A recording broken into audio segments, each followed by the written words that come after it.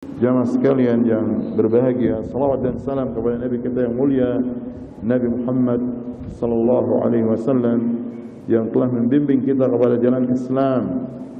Tidak ada jalan yang memasukkan kita ke dalam surga kecuali jalan Islam, jalan iman, jalan sunnah Rasulullah SAW.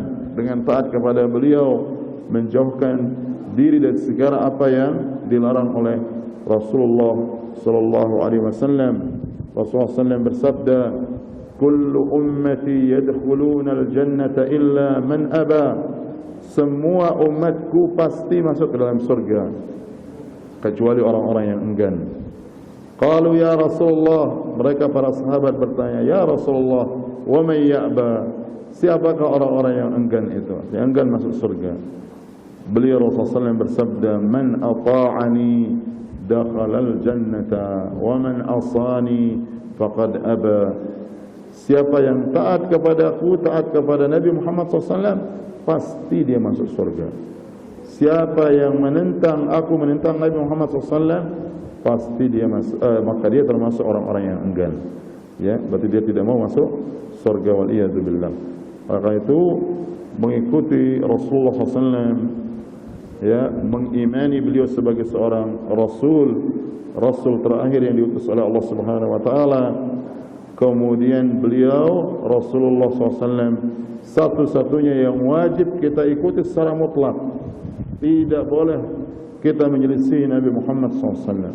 Bagaimanapun tingginya ilmu kita, tidak boleh kita menyelisihi sunnah Rasulullah SAW. Kemudian kita cintai beliau lebih dibandingkan dengan cinta kita kepada diri kita, lebih dibandingkan dengan cinta kita kepada anak-anak dan keluarga kita, ya, lebih kita cintai dari orang tua kita, dari istri kita, lebih kita cintai dari harta benda kita. Barulah kita betul-betul beriman dengan Nabi Muhammad SAW. Kemudian kita taat kepada Rasulullah SAW, banyak bersalawat untuk Nabi Muhammad SAW. Kaya itu wujud kita cinta kepada beliau, banyak mengingat beliau, banyak bersalawat untuk Rasulullah SAW. Setiap disebut nama beliau, seperti sabda Rasulullah SAW, "Ragima anfu mri'in udhkaru fihi walam yusalli alayya." Celaka seseorang jikalau aku disebut namaku lalu dia tidak bersalawat kepadaku. Ya, celaka seseorang. Dan Rasulullah mengatakan, "Man shalla alayya salatan sallallahu alaihi biha asyra."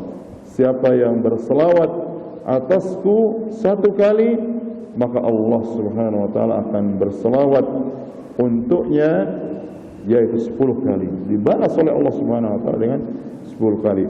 Dan selawat ini adalah satu-satunya ibadah yang dimana Allah perintahkan dan Allah melakukan untuk dirinya. Bagi Rasulullah sallallahu alaihi wasallam, juga para malaikat, seperti Allah firmankan di dalam Al-Quran, "Innallaha wa malaikatahu yusalluna 'alan nabi ya ayyuhalladzina amanu sallu 'alaihi wa sallimu taslima." Sungguhnya Allah dan para malaikat semuanya berselawat atas Nabi Muhammad SAW. Wahai orang-orang yang beriman, berselawatlah kalian kepada Nabi Muhammad SAW dan ucapkanlah salam. Jadi ini menunjukkan bahwasanya ini kemuliaan, ya, orang-orang yang cinta sunnah Rasulullah SAW harus banyak berselawat kepada Nabi Muhammad SAW. Apalagi setiap disebut nama beliau. Oleh para ulama mengatakan, ulama hadis yang siang malam membaca hadis Rasulullah SAW di kitab-kitab hadis, mereka adalah orang-orang yang beruntung, selalu banyak berselawat kepada Nabi Muhammad SAW. Kemudian selanjutnya kita amalkan sunnahnya. Tidak boleh kita selisih, tidak boleh kita tentang. Kalau ada hadis Rasulullah SAW lalu dijelaskan oleh para ulama tentang penjelasannya, kita wajib imani, kita berusaha amalkan, ya. Dan tetap punya kewajiban, kita punya kewajiban untuk mengimaninya walaupun kita belum mampu untuk mengamalkannya. Minimal tidak boleh kita membencinya, karena itu sunnah Rasulullah SAW.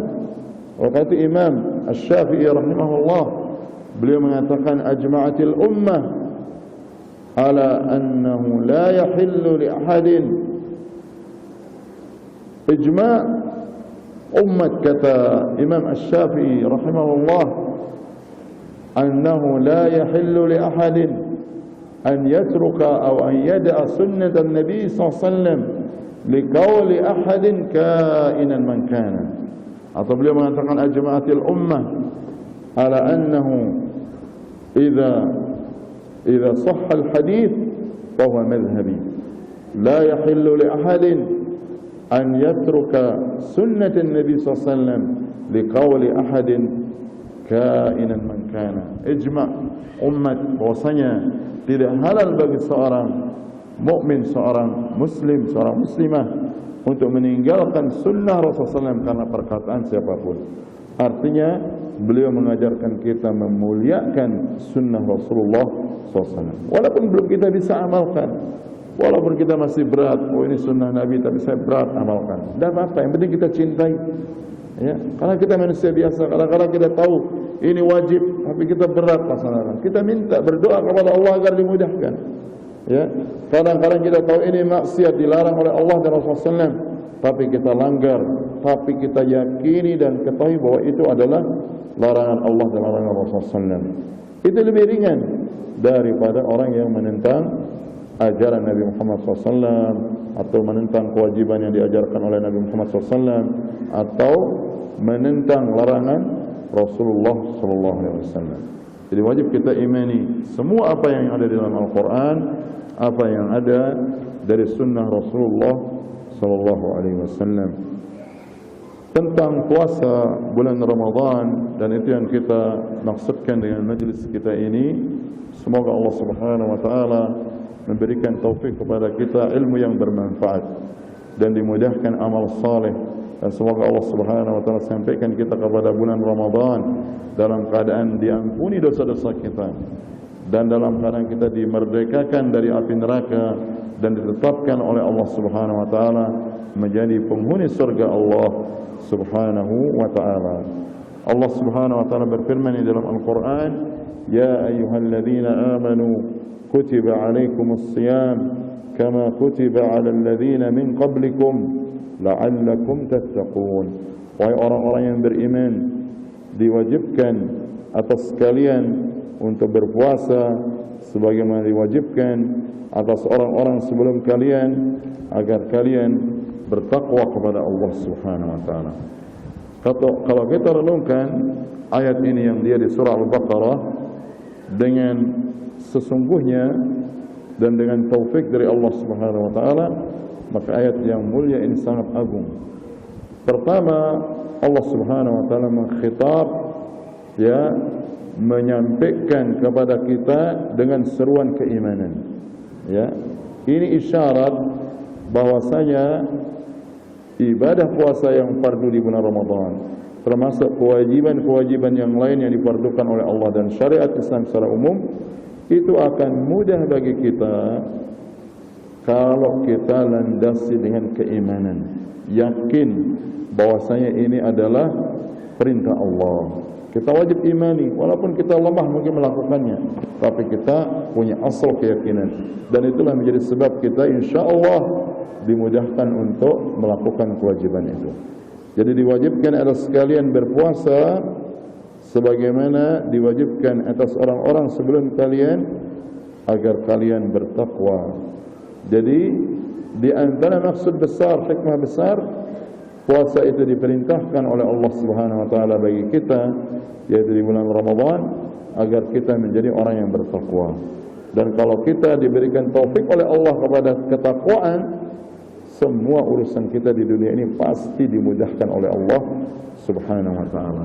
Oleh karena itu, syariat siam, puasa ini, ya pasti ada perjuangannya. Kita akan lapar, kita akan haus, kita akan meninggalkan hal-hal yang tadinya halal ketika berpuasa, kemudian tidak boleh kita lakukan, menahan diri dari hal-hal yang membatalkan puasa. Itu perjuangan, tetapi itu semua baik bagi kita. Semua baik bagi kita. Semua untuk derajat takwa tadi, ya. Supaya jangan derajat takwa ini kita sebut dia hanya di lisan kita, tapi kita rasakan. Begitu kita yakin bahwa ini ibadah menjadikan kita semakin bertakwa, lalu kita jalani dengan niat yang benar, dengan cara yang benar yang diajarkan Rasulullah SAW, maka begitu kita sampai ke derajat takwa itu akan kita lihat kemudahan-kemudahan dari Allah Subhanahu wa taala. Dan itu dijaminkan oleh Allah di dalam Al-Qur'an dan juga Rasulullah SAW dalam sunnahnya. Allah berfirman, "Wa may yattaqillah yaj'al lahu min amrihi yusra." Siapa yang bertakwa kepada Allah Subhanahu wa taala, maka pasti dia akan dijadikan semua urusannya apa? Mudah.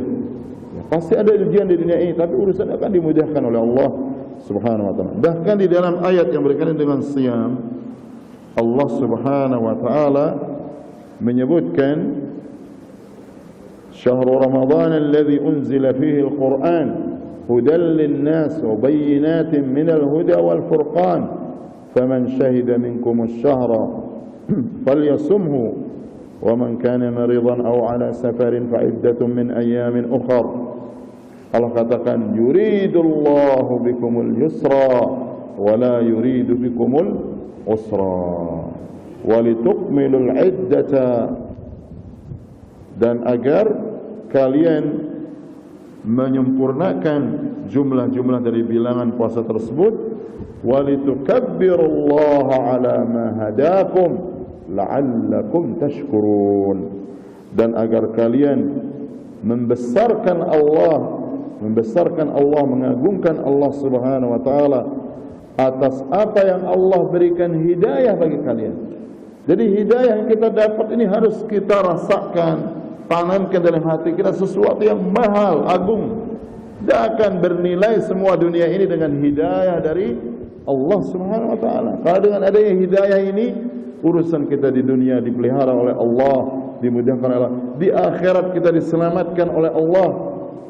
Karena di akhirat nanti tidak ada tempat kita kecuali surga atau neraka, waliyadzubillah. Allah selamatkan kita dengan sebab hidayah dari Allah Subhanahu wa taala. Allah katakan yuridullahu bikumul yusra. Allah menginginkan bagi kalian kemudahan. Ini wajib kita yakini. Semua syariat itu kita tanamkan dalam hati kita pasti untuk kebaikan dan kemudahan kita. Dan Allah tidak ingin bagi kalian kesulitan. Ya, Allah tidak ingin bagi kalian kesulitan. Ini wajib kita imani. Kalau masih ada perasaan kita, misalnya, wah ini kayak menyusahkan saja syariat ini, memberatkan saja, berarti kita segera istighfar. Berarti kita banyak dosa, mungkin kita kurang beristighfar. Ya, perbanyak istighfar, dan istighfar ini akan menghapuskan dosa-dosa kita. Karena kita berat untuk taat, berat untuk ibadah, sulit menerima syariat, sulit menerima sunnah Nabi itu karena sebab dosa-dosa kita. Bukan karena kurang harta, bukan karena kurang sehat, tapi karena terlalu banyak dosa-dosa kita yang menumpuk, kata para ulama.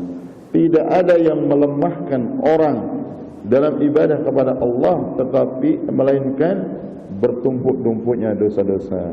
Dan Allah Maha Penyayang, Allah Maha Kasih Sayang kepada kita, hambanya. Allah berikan jalan untuk menghapuskan dosa itu, di antaranya adalah dengan banyak beristighfar, banyak istighfar. Oleh karena itu, menjelang Ramadan ini kita azamkan diri kita, niatkan diri kita, dan kita taubat kepada Allah. Walaupun kita merasa sedikit dosa, taubat kepada Allah agar kita dihapuskan dosa-dosa kita oleh Allah. Kalau dosa ini terhapus, ya, maka Allah Subhanahu wa taala akan mudahkan kita untuk beribadah kepada Allah Subhanahu wa taala. Karena semua itu taufik dari Allah. Kita menuntut ilmu, kita beribadah, kita salat, dapat hidayah, dapat puasa, mudah bersedekah, semua itu pertolongan dari Allah, bukan karena kita. Walaulallah mahtadaina wala sallaina wala tasaddaqna.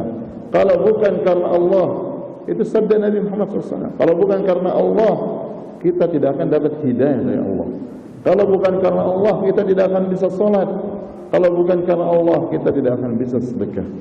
Ya, oleh karena itu kita disyariatkan setiap selesai salat, di antara doa yang diajarkan selesai salat fardu, Rasulullah SAW mengajarkan doa, Allahumma a'inni ala zikrika wa syukrika wa husni ibadatika. Ya Allah, tolonglah aku untuk berzikir kepada Engkau dan bersyukur kepada Engkau, dan agar bisa beribadah yang benar kepada Engkau. Ya, semua itu kalau bukan pertolongan tidak bisa, gitu. Tidak bisa. Oleh karena itu kita harus banyak meminta kepada Allah agar diberikan kekuatan, diberikan kemudahan untuk ibadah kepada Allah Subhanahu wa taala. Jadi kita dari sekarang menjelang Ramadan ini, kita yakinkan, tanamkan dalam hati kita bahwa syariat siam ini untuk kebaikan kita. Ya Allah, luar biasa. Ini tamu yang mulia, anugerah, karunia dari Allah yang sangat besar. Kalau kita betul-betul renungkan, ini pintu jalan kita menuju surga, dijauhkan dari api neraka, jalan kita untuk mendapatkan keutamaan-keutamaan yang besar. Ya. Dan kemudian di situ setelah ayat yang kita sebutkan, Allah katakan, wa idza sa'alaka ibadi anni fa inni qaribun ujibu da'watad da'i idza da'an. Jikalau bertanya kepadaku hamba-hambaku tentang aku, kata Allah, maka sesungguhnya aku dekat, ya. Aku menjawab doa orang-orang yang berdoa kepadaku. Jadi ini janji Allah Subhanahu wa taala. Allah pasti jawab doa-doa kita kalau kita berdoa. Tapi kadang-kadang kita jarang berdoa.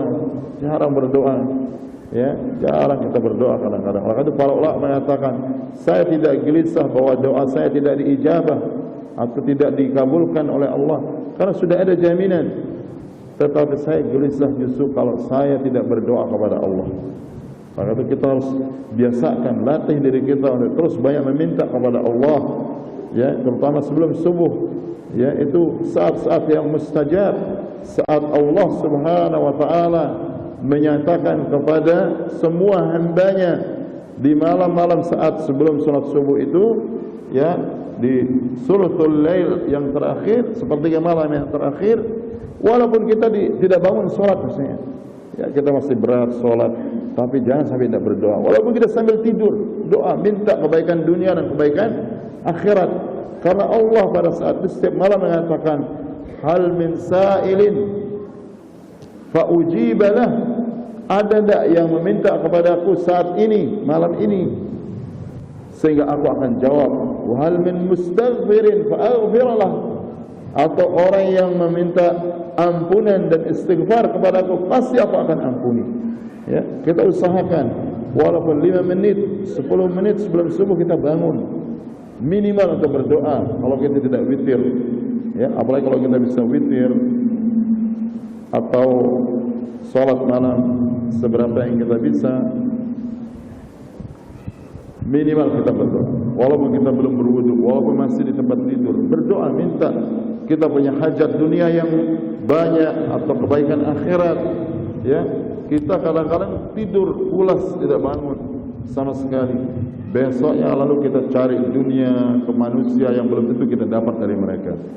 Tapi kalau di malam itu kita berdoa, apa saja hajat kita, insyaallah kalau kita yakin, berusaha ikhlas, pasti kita akan dapat jawabannya dari Allah Subhanahu wa taala. Karena Allah yang mengatakan, hal min sa'ilin fa ujibalah wa hal min mustaghfirin fa astaghfirlah.